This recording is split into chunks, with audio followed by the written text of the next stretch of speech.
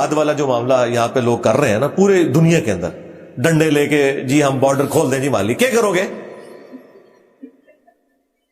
کتنے جذباتی جملے، جی بارڈر کھول دیں ہم نے وہاں جانا ہے، جی کیا کریں گے جا کے؟ جمعہ پڑھنا ہے جی جا کے ہوتے اسی تھے تھوڑا جنازہ پڑھیں گے، پھر ڈنڈے اٹھا کے جمعہ پڑھنے جا رہے ہیں آپ۔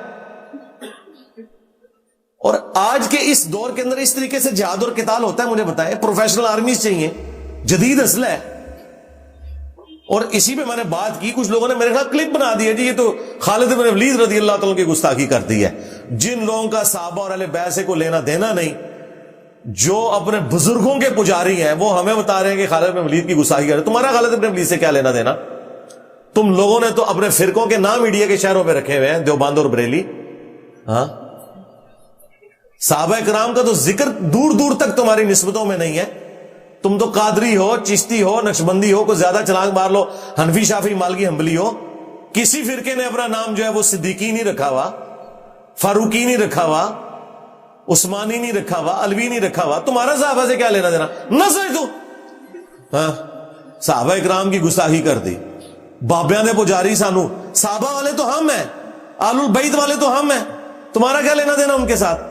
تو میں نے یہ سمجھانے کے لیے بات کی تھی، لوگوں نے کلپ بنا دی تھی خالد بن ولید کی گستاخی کرتی۔ میں نے بتایا تھا اللہ کے بندو، جب رومن جنرل آیا سامنے سے تو خالد بن ولید بھی ایک تلوار اور ڈھال لے کے اترے ہیں سامنے سے، وہ بھی گھوڑے پر ایک تلوار اور ڈھال لے کے آئے۔ تلوار کا مقابلہ تلوار سے ہوتا تھا، تعداد ضرور کم تھی مسلمانوں کی، لیکن ایک تلوار کے بدلے میں سامنے ایک تلوار ہوتی تھی۔ اب آپ نے مجھے غزوہ بدر و احد کی مثالیں نہیں دینی، وہ نبی الاسلام کی موجودگی میں ایک اللہ تعالیٰ کی غیبی مدد تھی۔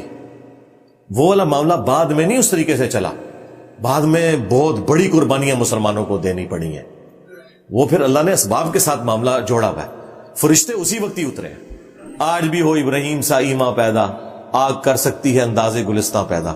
وہ کہتے ہیں جی وہ کر سکتی ہے نا جی، یہ ڈاکٹر اقبال نے کہا ہے۔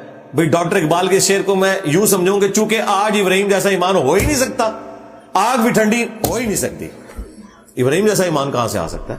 ہاں، صحابہ کرام جو ہے وہ تیل کے کڑاؤں میں زندہ روسٹ کر دیے گئے ہیں، ان کے لیے آگ کوئی ٹھنڈی نہیں ہوئی ہے، یا نا خدا کے لیے اس طرح نہ کریں۔ تو میں نے یہ کہا تھا کہ یہ نہیں ہو سکتا کہ بھئی 1000 خالد بن ولید ہوں اور سامنے سے ایک کلین شیو یہودی کلاشنکوف یا لیزر گائیڈڈ گن لے کے آ جائے، تو کیا تلوار کے اوپر کوئی گولی روک سکتا ہے؟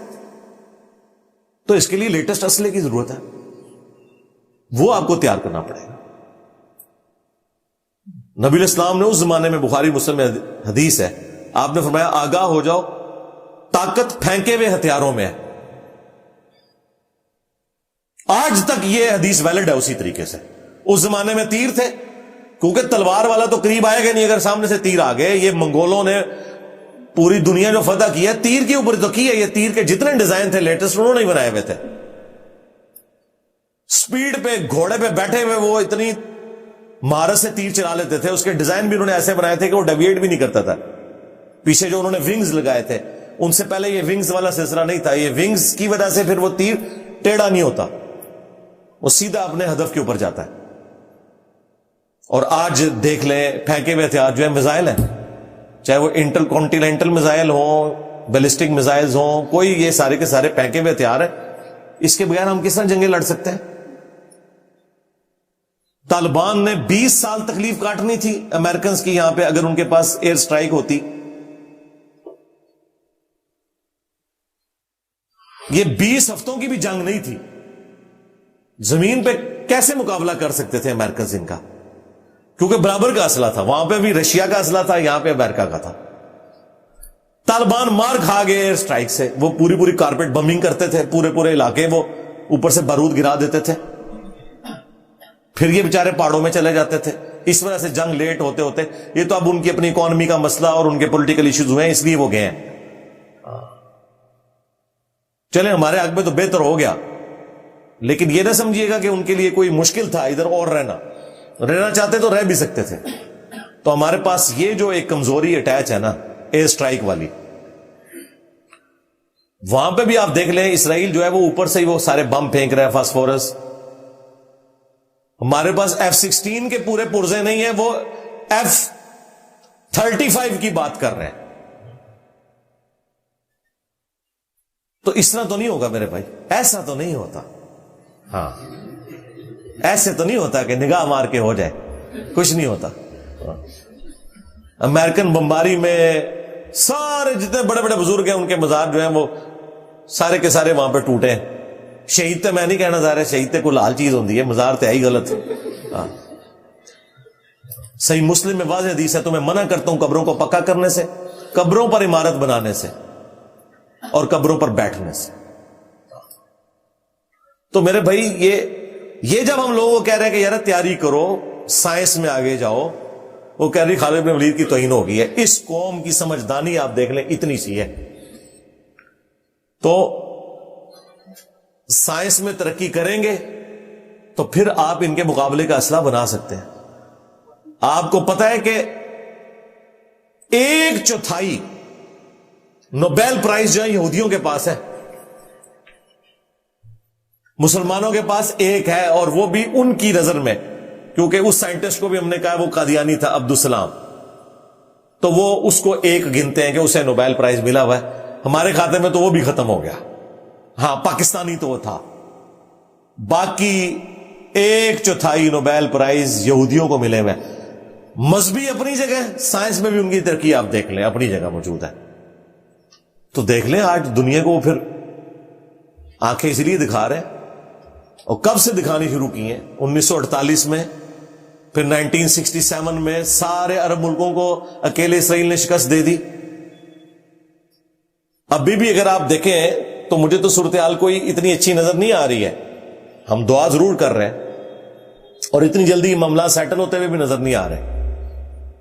تو اگر طاقت ہوگی, ہم سائنس اور ٹیکنالوجی میں ترقی کریں گے, تو پھر انشاءاللہ تعالی ہم اپنے مسلمان بھائیوں کے لیے ویسی مدد کر سکتے ہیں جو آرمڈ کنفلکٹ میں مدد کی ضرورت ہے.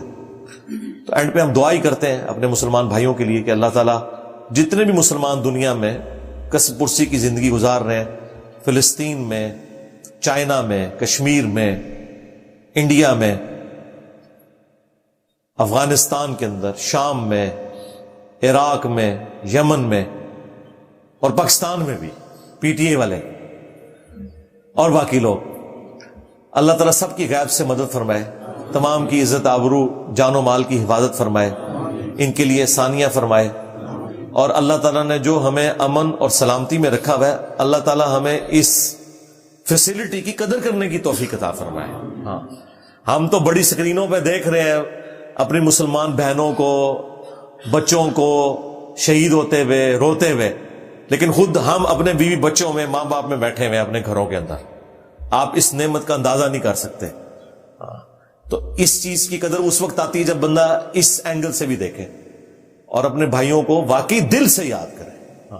خالی نہیں ہے یہ ہم ایک نارمل دعا کر کے چلے جاتے ہیں, یا تو میں نے ایک نارمل دعا کی ہے, یہ ہر بندے نے انڈیویجولی اپنی دعا کرنی ہے اکیلے میں اللہ تعالیٰ کے سامنے. جس طرح جب کسی کی ماں یا بیوی یا کوئی بچہ زندگی موت کی کشمکش میں وینٹیلیٹر کے اوپر چڑھا ہوا ہے نا, اس وقت جو اندر سے آواز نکلتی ہے نا, وہ والی دعائیں چاہیے مسلمانوں کی. ہاں, اور دعاؤں میں اثر ہے انشاءاللہ تعالی. صلو علی محمد وآل محمد, اللہم صلی علی محمد وعلی آل محمد واصحاب محمد وازواج محمد وامت محمد اجمعین الی یوم الدین, آمین.